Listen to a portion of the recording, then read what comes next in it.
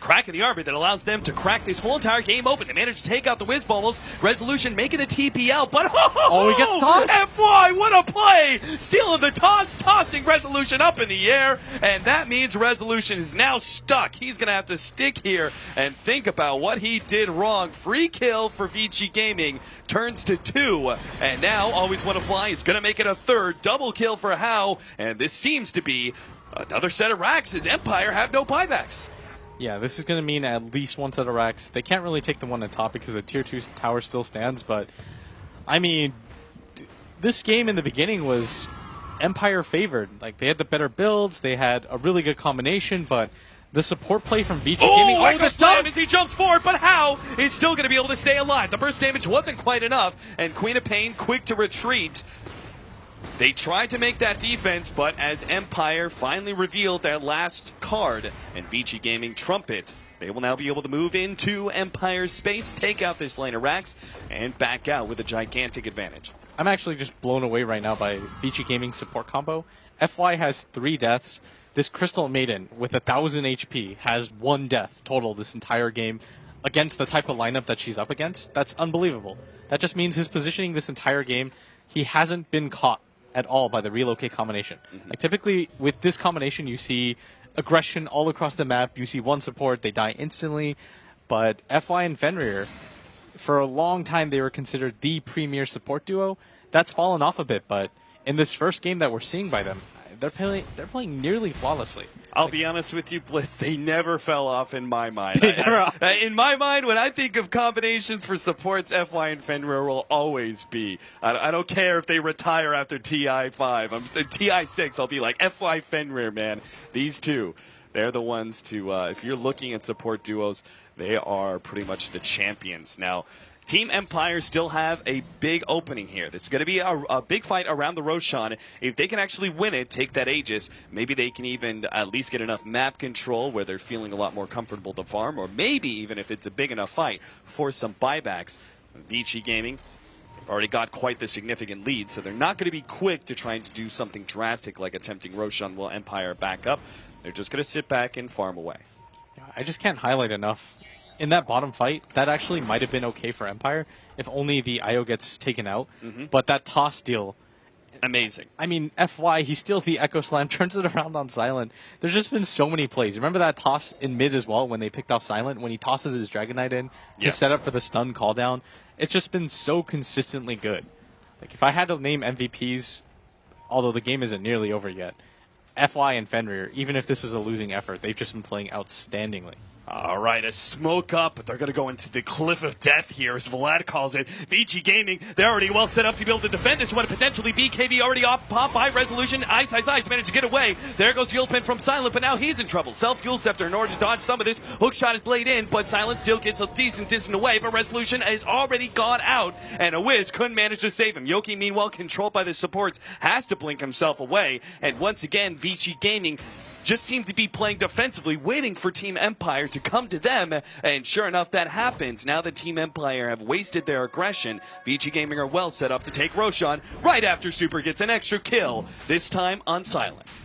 Yeah, they're immediately going to call GG. They realize that if the fight goes like that, and that was a pretty ideal fight for Empire where they set up with their own BKB, nobody really got bursted down immediately, and you still lose the fight, then there's pretty much no hope for you. But this was definitely a game where I'm not going to say it was a throw. It wasn't that bad. Like, the lead that Empire had was never very significant, but they definitely should have made this game a lot closer.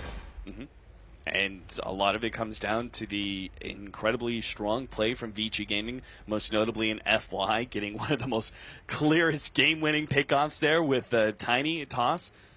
So 4 deaths combined between their 2 supports. 4. Pretty insane.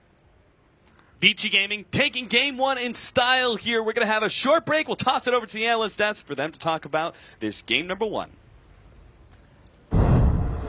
Thank you very much, Cap and Blitz. And yeah, I mean, what a finish to that game. I mean, regardless of the actual game, I know at the very end, we all got pretty excited and people were honestly, what happened? And I think Winter put it pretty accurately.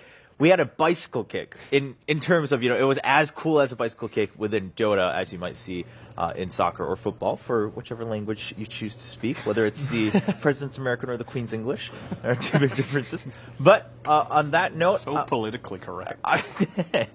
On that note, though, I mean, what a finish. Vici Gaming really pulling through towards the end. And throughout, I know Blitz was talking about that too, right? How we don't see Rubik picked early that often, but when you're a team like Vici Gaming, if you're that confident, you pick it. How do you feel about that game panning out, Winter? I didn't really get to see the start of it because I was away having a break. But in the later parts of the game, I felt that the two supports from Vici Gaming, absolutely, they played very well, in team fights, and obviously they had very little deaths. Like Blitz said, in total, I think 4 deaths the whole game against I.O Tiny.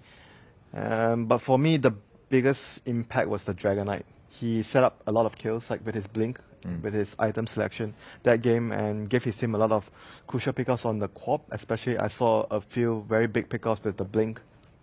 So I think the Dragon Knight was a huge deal in that match as well. Yeah, I mean, what about you, Ben? I mean, looking at it earlier, you were one of the people saying that I think we're going to see a 2-0 one way or the other. Are you convinced at this point, Vici Gaming, the way they've played, they can definitely carry on into Game 2? Yeah, I think their draft was a little bit unusual from what I would expect, and yes, it is FY drafting, but the Rubik first pick is generally regarded as pretty strange. And yes, they do have a fantastic Rubik player, but it's not like the Earthshaker was picked at that point, or many of the other heroes, or that game-winning toss, yeah, which was a little incredible. But Ice was actually pretty impressive to me.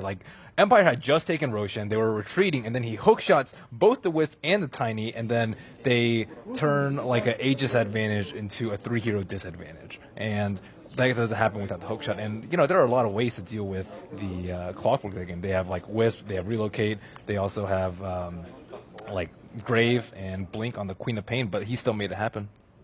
Yeah, definitely some impressive plays there. Now, you brought up a good point in terms of the Rubik. It's not a common thing that you have to look out for, that it's on everyone's mind that, they're going to first pick Rubik. Is this something that, when you're playing against Vici Gaming, that you have to take into account, or is it just, that's one of their strengths, you just can't help it? Well, what would you let through to ban Rubik in the first phase? Okay, good. I mean, it's good counterpoint. If you consider, I think there could definitely be some merit to, let's not say just Rubik, but other heroes in general. If the enemy team has a really, really key hero they pick in the first phase, right, you can try to set up the draft so that you're trading the powerful heroes. So you're getting 1-for-1 trade instead, by not banning any of the strong heroes like Tusk, Leshrac, or whatever. But I personally don't think Rubik is that strong. I think the player is exceptionally good on it, and he makes it look easy and very, very good, but it's definitely manageable. And I actually think Empire's draft was fine. I think their approach was fine. Vici Gaming, I am definitely with Winter. I think the Dragon Knight, it's also what I said going into the draft. For me, it's going to be about, can they shut down the Queen of Pain? Because I thought they had the tools for I.O Tiny. We saw the Clockwork, like Ben said, do a great job. Their supports in general controlled them very well. So the absolute key point was that Super showed up on Dragon Knight, which is one of his trademark heroes, and also a hero that doesn't really get picked much these days. So player-hero combinations, they're really sticking to some of their absolute best heroes there, and made it work. All right. Well, we do have a quick highlight towards the end of the game from Game 1, so we'll be able to replay that while we discuss a little bit more on how things went through for Vici Gaming versus Team Empire. Vici know that Empire smoked. They're waiting on the high ground positioning with most of their heroes in a position to be able to pop their BKB. And at this point, Empire's a little bit too far behind. They've given up a 3,000 or 4,000 gold lead and turned that into around a 10,000 gold deficit. But I feel like they really needed their BKBs or a pipe earlier. By the time they got BKBs, they were already in the hole after they lost that Roshan fight. And Vici's such an explosive team. You give them 1 or 2 kills, boom, your Rax is gone. And then you let that happen one more time and you almost lost the game. As opposed to a lot of the other games that we've seen today, I think that Vici has capitalized on the opponent's mistakes the most. All right. Now, I know we've talked about this before, and I really enjoy talking to you guys because you guys give a lot of credit to the fact that we obviously talk in hindsight here, so it's hard to really blame players or whatnot for what we discuss. But when you bring up a point of, all right, Empire's draft seemed good, at the same time, I forget who mentioned it earlier, but things like Earthshaker were not picked when Rubik was picked. Was there a way for Empire to avoid that, or was it fine of them to stick with their plan, go with the Wisp Tiny, and then go with the Earthshaker, even though they already saw that the Rubik was there ready to steal some of those spells? I didn't like the ES offlane. Yes, offlane. It's I mean, like- it's something that Empire likes to do, though. Yeah, but there's a time and a place for it. And I mean, we saw some other teams trying to use Earthshaker, and it's just easy to deal with, especially when you have like a jungle maiden. If she's always scared of he's always scared of the ganks, and she can just get away with the jungle, and your carry's free farming, you're getting so much out of that. And he doesn't, really inspire that much fear in the opponent, at least in the early 10 minutes. Yeah, but I think it's something they're more comfortable with because in the past I've seen when they pick I.O plus any carry, they would go for initiating offlane, and they would typically go for Sand King or Earthshaker. So you initiate and relocate comes in, There's this sort of threat in the map that Yoki brings to the table with those two heroes. Yeah, I mean, Sand King, as we see in the team sheet, of course, kind of a niche pick for Team Empire. We did see it banned in the very last ban last game by Vici Gaming. Maybe it slips through this time. Maybe that's the key that Empire needs to climb back in. But let's phrase that in a different way then. When you're playing against Vici Gaming and they pick Rubik, does that also just extend the value of that Rubik first pick because now it affects, oh, shoot, do we want to pick these heroes because that's also an advantage that Rubik can have? You definitely need to respect it more than against other teams because FY is just...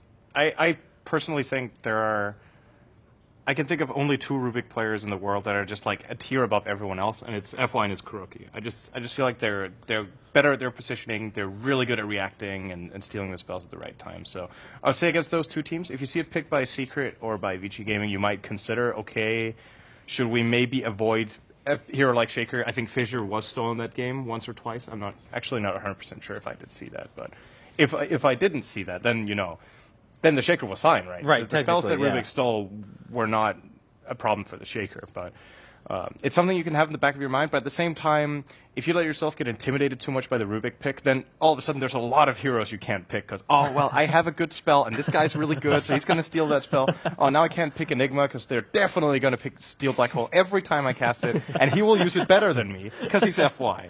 Then you've already lost in the draft, right? If you think that highly of your opponent, respect is great, but you need to have confidence in your own ability. All right, very fair point. I think that's a good way to put it. We just saw Empire, kind of rallying around, saying, all right, what do we want to do? Preparing for that draft in Game 2, of course, giving the teams a little bit of time so they have things to adjust. Of course, they want to review a little bit of Game 1 at least before they jump into Game 2. From Vici now, do we think then are we going to see something different? Or, hey, it worked, this is what we do, why not go with the Rubik and then wait for Empire to pick and react? What's Vici's strategy here going to Game 2? I think they capitalized on Wisp's positioning very, very well that game, and just do the same thing, exploit the weaknesses and play to their strengths. They actually ran around as 5 very, very well, and of course when you have a Dragon Knight, you kind of want to do that, but I feel like Empire didn't really play too much as a team. Like they're... ideally you want like the 3 heroes to initiate on someone you'd relocate in, but that only happened like a first couple of times, and then after that they're just like waiting for something to happen. And I think that Vici, they were so much more proactive about using their smokes and just getting 1 or 2 pickoffs, transitioning into a tower, and then extending their lead, and then getting the items that they needed to overcome Empire. And it was just very systematic. Whereas, that's not used to I'm not used to the Empire that's not that explosive. All right, Syndrome, question for you. Are you still confident that staying away from my predictions is the right way to go? What was your prediction? Well, I said 2-0, and whichever team wins first, I think will go on, obviously. I'm actually going to lean towards you right now because... Didn't you right, do that from boy?